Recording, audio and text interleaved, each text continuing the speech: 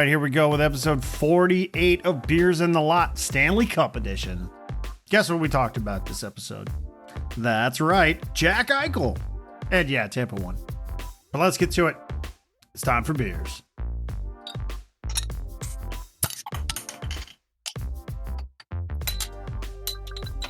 This beer needs to be poured. Yeah, you have to pour with this. gloves on, sir. With white gloves. I wish I had my white gloves. White gloves. I'm going to drink it the same way the Tampa Bay Lightning are, as quick and as furious Got as my possible. white gloves on. Oh, you got your white gloves. Pouring the beer. Oh, he's got his white gloves. Nice. You got Yeah. your white gloves. Hang on. Yep. Oh, Hold yeah. that up. Hold that On. Yeah. Got it. I had to make do with the I had like 2 pair of white gloves in my garage. I'm like, these are the only things I have. So I put them on and they like both ripped. So I had to like piece them together. Well, I guess for anyone guessing then, all 4 of us have the exact same beer, courtesy of a good buddy of our GP up in the Great White North. He was able to deliver it to an undisclosed location here stateside. We were able to secure these. A dead drop. Yeah. Like a Call of Duty drop zone. Like a care package. Molson Canadian. He sent it via drone. Yeah, via drone. The Molson Canadian limited edition Stanley Cup batch. That is what we were all drinking this evening. It is delightful. That was poured over the Stanley Cup during the brewing process. Therefore, we are drinking beer out of the Stanley Cup, just like the Stanley Cup champion Tampa Bay Lightning are probably doing right now, somewhere in Tampa, as they terrorize the town a night after they defeated the Montreal Canadiens And the local waterways. Yes. Let the summer of violence continue. Yeah, summer of violence continues. Hey, Aaron, are you drinking out of the cup? I am drinking out of the cup. Are you drinking out of the cup? I am drinking out of the cup. Huh. Not bad. Huh. What's funny is that we are all drinking. I assume we're all, John, drinking out of our Beers in the Lot cups as well. John's going straight from the bottle. Glasses, You know. yes. All right, fine. I'm He that didn't even have guy. a bottle opener. Yeah, I had to struggle for a bottle opener. Delayed drinking this for Yeah. 15 minutes. Not a team guy. Yeah. I have like 2 flasks and a really nice like pouring apparatus for bourbon that measures everything.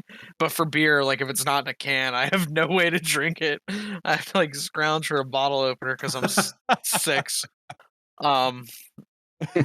Yeah.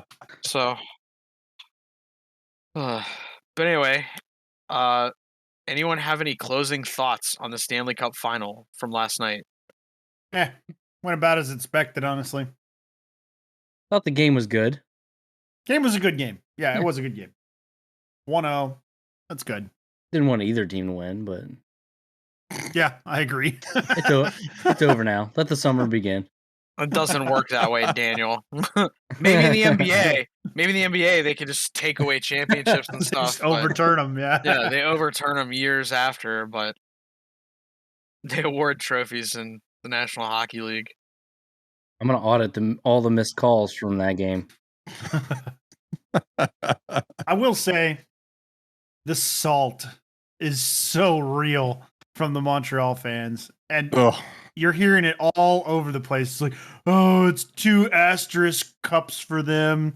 1 bubble cup, 1 shortened season cup with weird divisions. They don't really count. Like, I'm sure you guys would say the same thing if you won. 18 million over the cap. Well, hey, 18 million, yeah. let's talk about the shortened season with weird divisions. Did the Montreal Canadiens benefit or not benefit from being in the North, quote unquote, Canada division and only playing those teams and only having to win 2 series against teams that they had seen all throughout that short season to get Mm-hmm. to the semifinal, and then work hard to get through Vegas, obviously. But like, did they not benefit from that? So yeah, complain about the short season. Go ahead. Yeah. Right, yeah.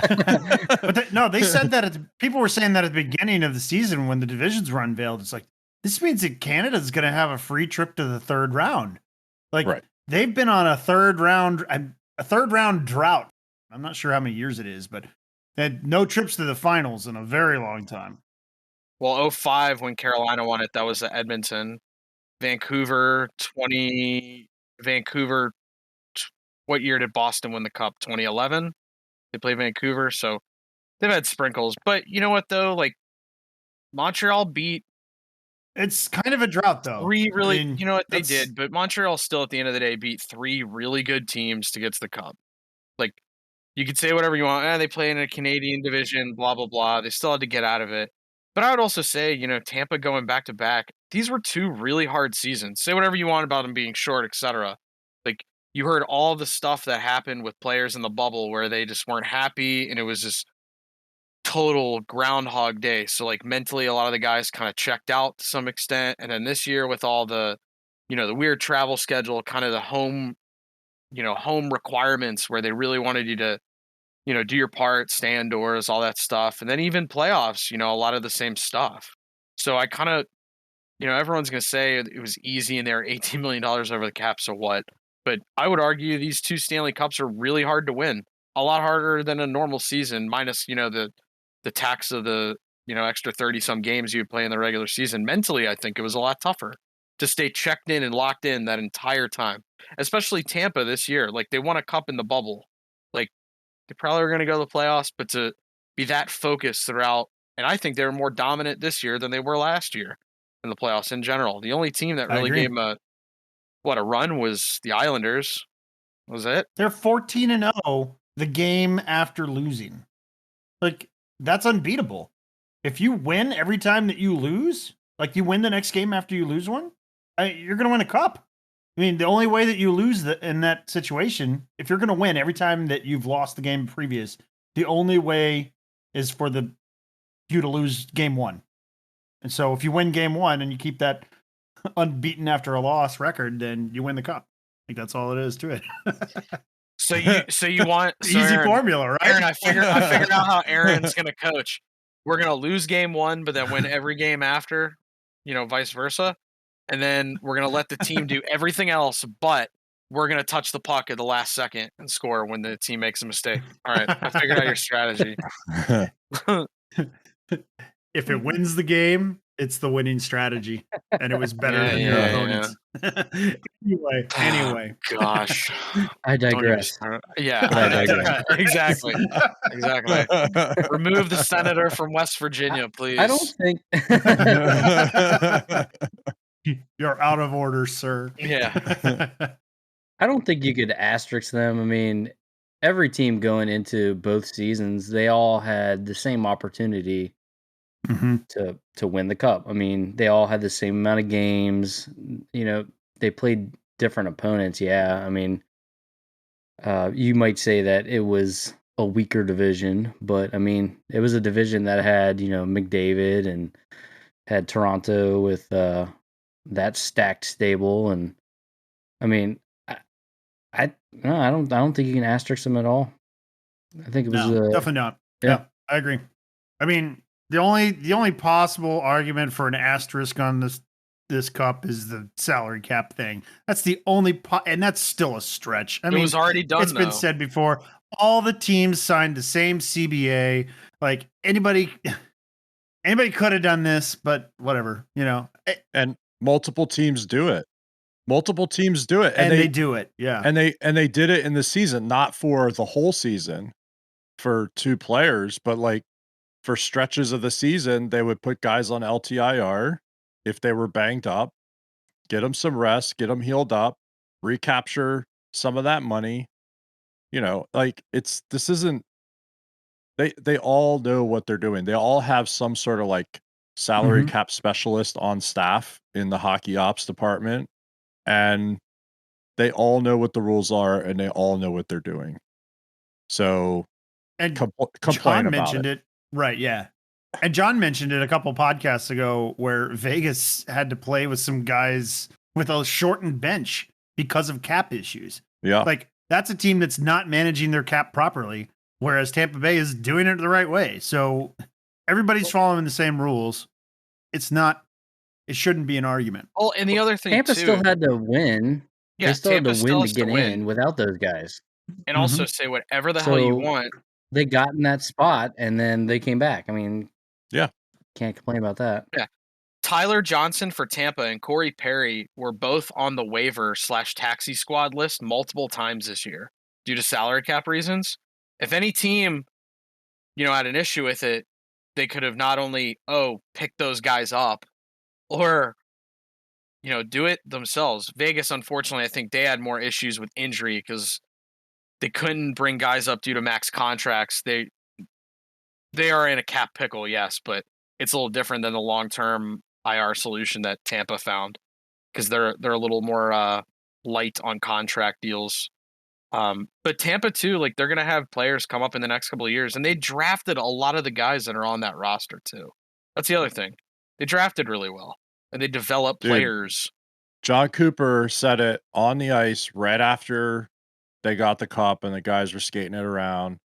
He said it on the ice. I don't know what reporter he was talking to, but he said, we didn't talk about it publicly, but all of us, on the team, on the coaching staff, and all the players know that next year, this roster is going to look a lot different. We are not going to all be together again like we were these last 2 years. So if we were going to do it, we had to do it now. And so they all understood that they were fortunate, to still be in that situation, and they found motivation from it. So, complain about it. I don't want to hear it. The one thing I will say about Tampa though, and you kind of go back and look at like those failures that they had, especially the first round sweep they had to Columbus. That year they were this run and gun team. They scored a ton of goals, say whatever you want about them defensively. So in the offseason, what they do, they all made a commitment. Hey, we're still going to score a ton of goals, which they do, but we're going to learn how to play and figure out how to shut down teams when it matters. And the last 2 years, they won a cup. So they were able to retool / figure a new system out almost with the same personnel they've had.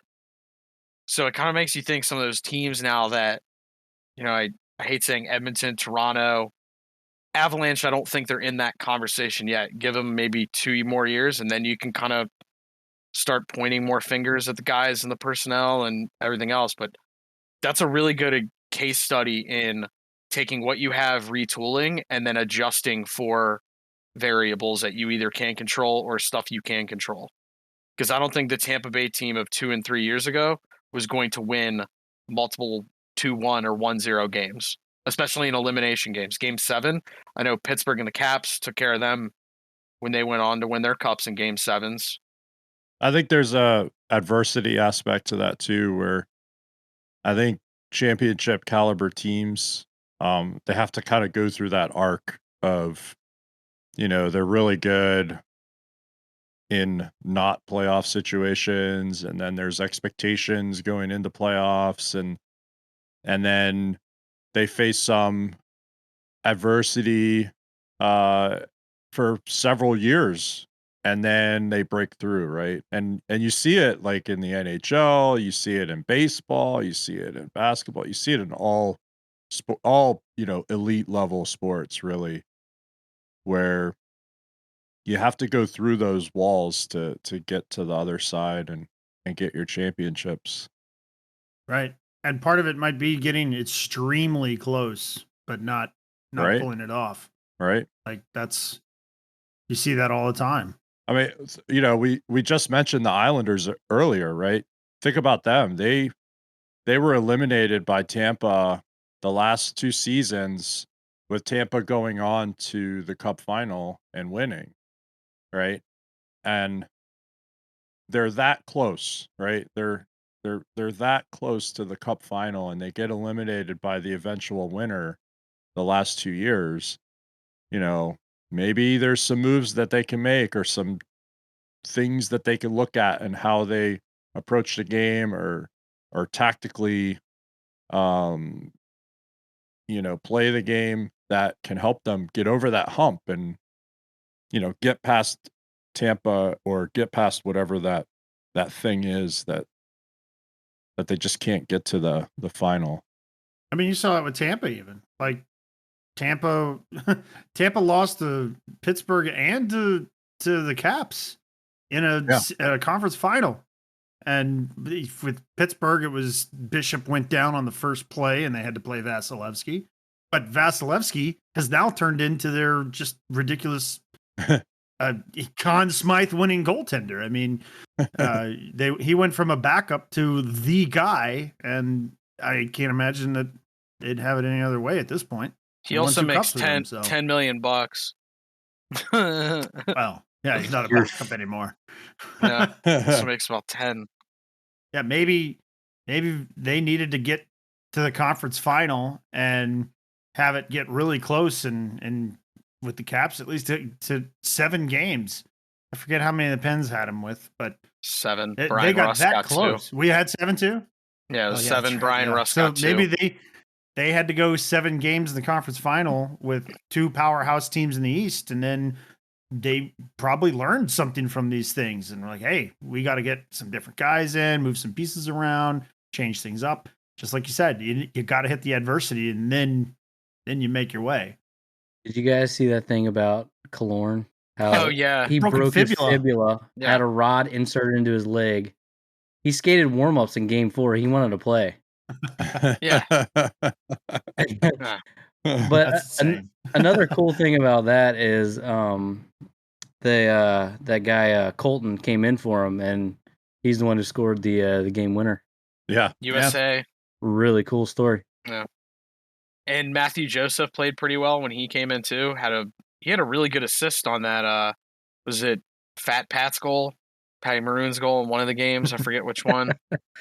So, yeah, I said Pat 3-time Maroon.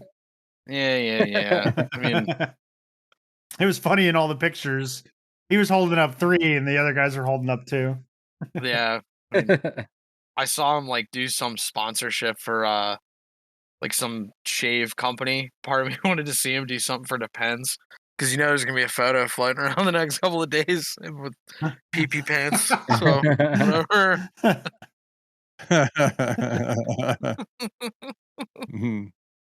yeah, Killorn, rod in his leg, wanted to skate. NBA players getting carted off for cramps. Freaking massive cojones. Yeah, cramps. I don't know what Aaron was doing. He broke his leg and he didn't skate. Pussy. Yeah, Aaron. But I didn't have surgery. So it's different. and I'm skating by Aaron as it all is happening. You're embarrassing us, Aaron. Get up. Aaron, get up. You're embarrassing me. He didn't have the benefit of a rod in his leg. Yeah, all right. Yeah, to strengthen it. Gosh. No, I didn't want to play the week after. I did carry my bag out to the car, though, on the advice of another podcaster. Yeah, good. Carry that thing. Who is not a medical doctor. Definitely not an MD. No. Just walk on it. You'll be fine. It's funny we're talking about like kind of Killorn with the injury, because it's well known that Jack Eichel wants out of Buffalo, and a lot of it's because he wants to have this neck surgery. Buffalo wants him to do rehab, yada yada. But then it came out, Jim Rutherford for The Athletic came out with something about St. Louis. Vladimir Tarasenko wants to go because he has no trust with the St. Louis Blues organization and their team medical staff, because he has had 3 shoulder surgeries, and apparently 2 of them did not clean up / heal the one shoulder issue he had. I don't know if it was a muscle or tendon. I didn't read too deep, but kind of funny how like medical doctors at the NHL level who performed the first 2 surgeries for Tarasenko, they didn't find an issue that the third one that he got kind of, third party, if you will, figure that out. Now he wants out. So that's another hot free agent. Well, not free agent, but a guy who's tied up, who's looking to move in a very weird summer it's going to be because the expansion draft and everything else is fast upcoming. That'll be interesting to see where Vlad goes. I think it's kind of a bad sign that this is happening in multiple organizations where the players are losing confidence in their medical staff, the team medical staff. That's not a good look. That doesn't bode well. That looks like teams trying to push guys to do stuff that's not good for their health or something like that. Like, it does not look good to me, but I don't know. We don't have the full stories, of course, and people are human. Doctors make mistakes. That's why you get second opinions. But I think that it's a bad look when it's happening twice, where players are wanting to move from their team because the team isn't treating them right and treating their health right. So yeah. I don't know. Yeah, but with Eichel, there's a lot of other stuff behind that. Like that's it's a straw out of many straws on that camel's back. Yeah. That's the beginning of the end. That's the beginning of the end of that story for him in Buffalo. There's all the other stuff that's happened since he got there, right? All the disappointment, all the mishandling of other draft picks that are not, number 1, number 2 picks, all the mishandling of other contracts, all the mishandling of other acquisitions through trades and free agent signings. Like there's a lot of other stuff there for him to be pissed off about as the franchise guy when he was drafted, right? Like they were going to build around him. Well, they never did build around him, and he's getting fed up, and I get that, right? And then there's this injury stuff from a player and organization that he's contracted to standpoint. They are well within their rights to say you can't go get that second and third opinion. You have to use our doctors. We will send you to another doctor if we choose to do that, right? Like from what I read, that's how it works. So, yeah, it looks bad, but I think this is the way it is. And I also think that it's the way it is for a lot of players in that league. And that sucks. But and it could also be a thing where, like, you remember when Eichel was getting his contract situation squared away after his ELC, he kind of I don't want to say made up a story or made up a narrative, but he definitely let some information go public that got fan bases on his side as opposed to the management side. And I'm hurt and they won't help me get better. That's a great way to get people on your side and make the other side look like the bad guys. And maybe Tarasenko sees the same sort of thing happening and says, hey, that's a way that I could get out if I want to get out.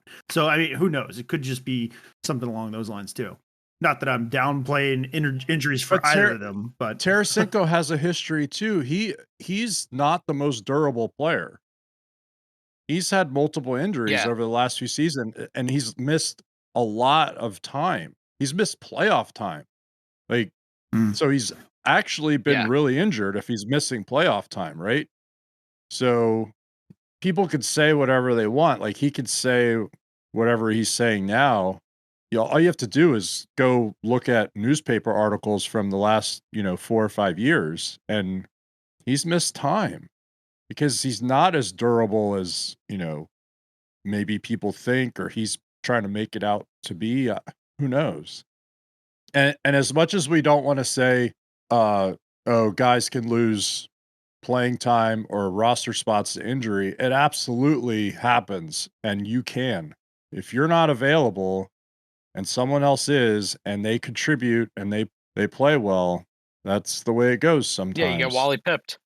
Yeah.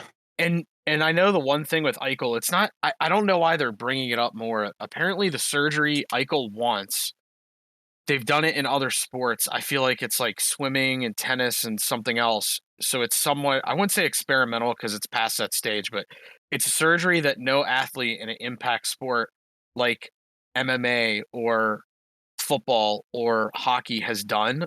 So I think that's why Buffalo is kind of more on the fence of we'd rather you rehab because there is proven documented success in our sport with rehab for this type of injury. I think similar to what Eric said, whether or not, yeah, he's a human being, he's a player, Buffalo owns his rights. He's an asset. Like in that, and that's kind of the way Buffalo is looking at it to some extent. I'm sure they want to be very open with Jack Eichel as he's, he is a centerpiece of their franchise. But I don't think they want him taking an experimental surgery. He ends up having something either go wrong with it or it goes super sideways, or maybe he's never the same way because of the way the surgery goes. And then they either have to pay him out in long-term IR where they're paying $10 million to a guy who's not even on the roster, or, they get a fraction of what Jack Eichel could be or is currently. Because he is a good player. When he's in the lineup, he makes things happen. I mean, yeah, Buffalo has their own issues, blah, blah, blah, but he's a good player. He is. And I know we kind of bag on him a little bit because he looks like sour grapes. I suppose I didn't think about it that way, that yeah, I mean, his health is obviously in the interest of the organization, but if your car gets a flat tire and you know that you can replace that tire and the car will be fine, then that's what you do. But if the car wants to do some experimental tire treatment that could blow up the front end of the car and make it not be a car anymore, then I mean, what's actually in the best interest of the owner of the car? Are we right? talking about Like, Kit? Is this I Kit guess from Knight Rider? Like, No. Kit's like, no, Yeah, you need to do no, this. but- Like, but that's basically what it is. It's like Buffalo Buffalo kind of owns his health. So I guess I didn't really think about it that way. But that's a good that's a really good point. As bad as those As words bad, yeah, it's a terrible sound analogy, but together. No, like just those words, like owns Oh his health. yeah. Those three words together just sound so terrible. yeah. But- owns. Yeah, Right. exactly. Exactly. But I mean, it's kind of what it is. It really is the way it is, and within the contract structure, they're well within their rights because I mean he signed the deal, so it sucks.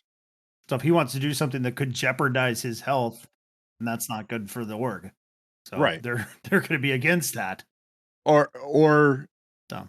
they're in the risk management business too, right? So like John was saying, if reportedly the procedure is not something that would typically be done for a hockey player because there's better treatment options, they're proven treatment options, then that there's less risk there, right? And so they're going to choose that option, Right. So it's not a malicious thing. Like they're not out Right. to like make a hurt guy more hurt. Of course not, no. But they are out to make that hurt guy get better in a way that they know he's Right. going to get better and still Right. be serviceable to the Still be a organization. valuable part of the team, right? Because he's a talented player. Right. He Mhm. is ultra Yeah. talented, world-class talent. Yeah. Like when he skates, he looks like he's sitting in a recliner, but he's passing everyone on the ice. Like it's so relaxed and just efficient. Yeah. So you want him on the ice. Absolutely. And I know that's like I've seen from Friedman, that's part of the thing that's holding up a potential trade is because whatever team Eichel goes to, they not only have to be okay with his medical method, but their team doctors have to be on board with it. And I think that, then all of a sudden you're getting multiple sides of hockey ops involved in a trade, which normally does not happen. Normally you're only looking at cap space, coaches, and then management. Usually so those three. Now you're involving all three of those, but now you're bringing in your team medical side of it. They always have a physical. But this is a different side of a physical, obviously, because those doctors know the issue, but then he's going to go get... Right. Well, again, it's risk, right? So if you kind of know that when he shows up to the physical, he's already got this thing, and you know that it's going to require some sort of treatment, if not some sort of surgery, like, yeah, you probably think about that deal a little bit differently. Yeah. Yeah, if I buy a car and I know it's got a bad tire, then I mean, You got to get the going car back to my facts. analogy. You got to get the car Car's facts. good. Yeah, gotta get Carfax. No free ads. No shit. This Jack Eichel's been in a collision. Oh, Got frame damage. We're not making fun of the injury. We are Yeah, not we're making fun of we're the not injury. those. We're not We're those not people. making fun of that. No, not at all. Again, I want to see him play. I think We wish him a speedy recovery. I think he's a great player. Danny, by chance, did you catch Nikita Kucherov's post-game presser? Yeah. Do you have any thoughts on that? I couldn't get past his chest hair. Like, put a What- shirt on. What did I say on our He, group text he was about him? sniffling. He was cold. Yeah. He was it's cold. hot. He was It's sniffling. It's He Florida. needed a shirt. No, it's Florida. It's humid. The humidity got up in his sinuses, and he was having a problem. Yeah. Yeah.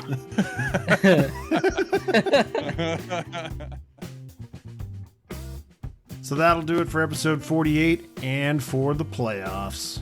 The season may be at an end, but our Beers in the Lot episodes are not. We will still be here throughout the summer, giving you more episodes every week. So be looking for those every Wednesday. I say it every week. Maybe this is the week you'll listen.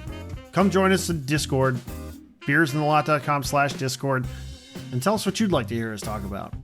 We also just launched a new voicemail that you can call in and leave us questions and recordings that we can actually play on the show. You can also text the number. The number is 240-457-9970. Call and leave a voicemail. We won't answer, we promise, millennials. You don't actually have to talk to anybody. Or text us, and maybe we'll use some of your content or ideas on the show. But that's all I got for you. Thanks for listening. We'll see you next week.